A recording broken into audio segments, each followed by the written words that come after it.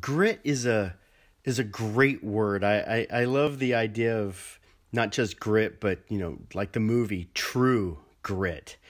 It seems like the two words go hand in hand. But Angela Duckworth, you may be familiar with her. She wrote a book, Grit: The Power of Passion and Perseverance. But she also did an excellent TED Talk on the subject of grit when really, nobody else is talking about that or nobody else is communicating in that way. And so what psychologists are finding out is that one characteristic that is emerging as a really significant predictor of success is not your intelligence, where you grew up, your college education, your experience, your IQ.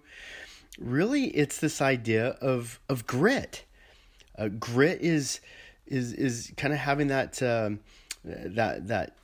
stamina, persistent kind of grinding pursuit that look, it's not a sprint, it's a marathon, right?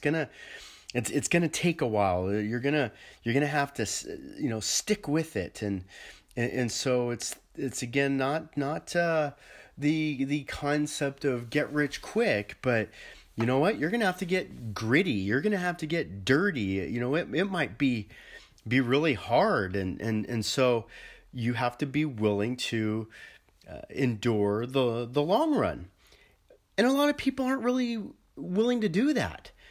People don't want to plant the seed and cultivate it and water it and watch the sun and not see the bud of the harvest, within the first couple days. And so grit then reminds us that, hey, look, we are not going to always have it easy in life. In fact, it's probably going to be hard. There's going to be trials. There's going to be obstacles. In business, there's competition. Hey, just think of it this way. You have competitors, not only usually within your own office, but other brands, other products that are competing for the same business. I mean, you have to have the mindset of gritty determination if you're going to not just win, but actually just survive and just make it. And so Angela Duckworth highlights 5 key points that I want to make sure that we get our arms wrapped around. The first one's courage. Second one is conscientiousness. The third one's perseverance. The fourth one's resilience. And then the fifth one is passion. And so in that first concept of courage, I really like that because nobody wants to be thought of as somebody who, is scared, right? Or not courageous. The fact is, I think we're all scared. I think we all have a certain amount of fear, the fear to fail, the fear to not close a deal, the fear of not paying your bills, the fear of not being thought of well. And so what do you do with that fear?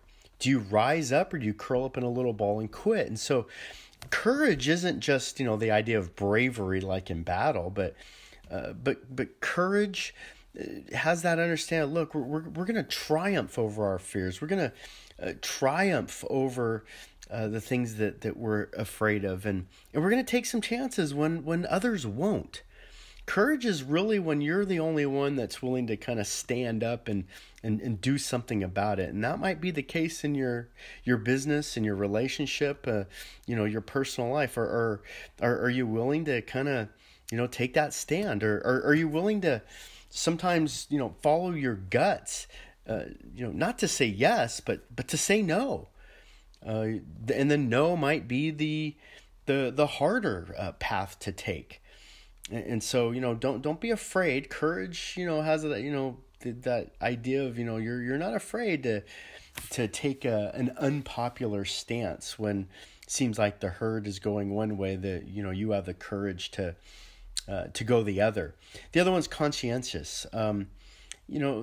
Not usually a character quality that we talk about in sales. It's just not dynamic enough or powerful enough. You can't grunt when you think about it.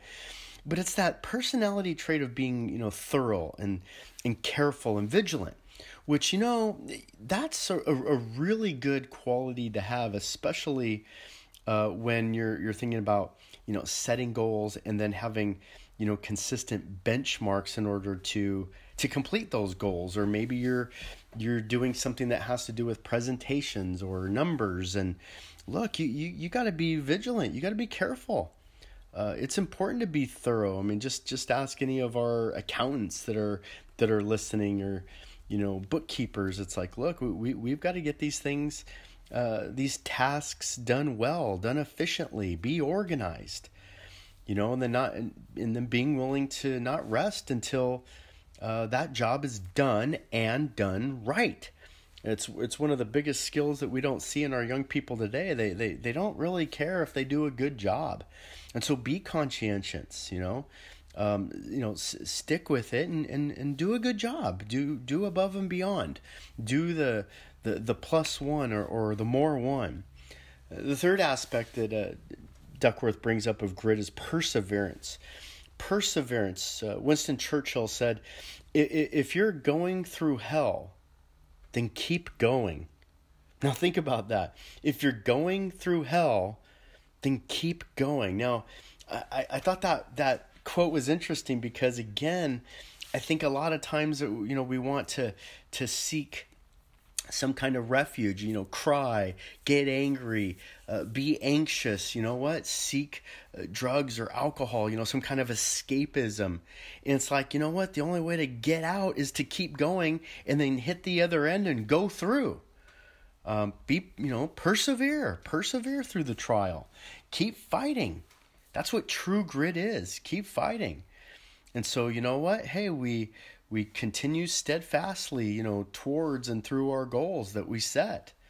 That's a great thing. And, have that stamina, right? Perseverance is stamina. It's one of the little note cards, 3x5 note card that I have at my desk. It just says perseverance. It reminds me, make that call, do that task, learn something new. Just keep going, keep moving forward, persevere. Part of that is, the fourth aspect of grit is resilience, a little bit different than perseverance. Resilience is that capacity to be tough. Not only do you have to just kind of be patient, persevere through stamina, but you know what? You're probably going to be called upon to be tough, to recover from something that's painful, something that was hard, something that was difficult, something that you did not like, and get through and recover quickly from your trials. Nobody likes it when you lose an account or when you don't close a deal. It's a terrible thing. Nobody likes in a relationship when there's an argument, when there's, tension and strife. That's not a fun thing. But you know what? You got to be tough. And then in that resilience, be optimistic that you're able to change that situation. Be willing to put in the work to change the situation. Have a strong moral compass that, can't be shattered. You're not going to give in to temptation. You're not going to lower your standards or your ethics just to make a buck, are you? No. Be resilient, be strong, even if times are pretty hard and difficult. You can always be proud of that. And then finally, the fifth aspect of grit, and always one of my favorite character traits, is passion. Create an attitude, create an environment, a culture, a brand of excellence, especially when, mediocrity will do. If you just go in there and you put in your time and you clock punch the clock and, hey, it'll do. You're going to get paid no more, no less. No, have passion in what you do. Create your own form of excellence. Have your own barometer of success. Be excited. Have a deep sense of purpose in the activities that you're involved in. It doesn't mean you're going to be perfect. Doesn't mean you're going to be flawless. It just means that in your passion, you're going to be driven by goals. You're going to be results oriented. You're not going to accept no for an answer, right?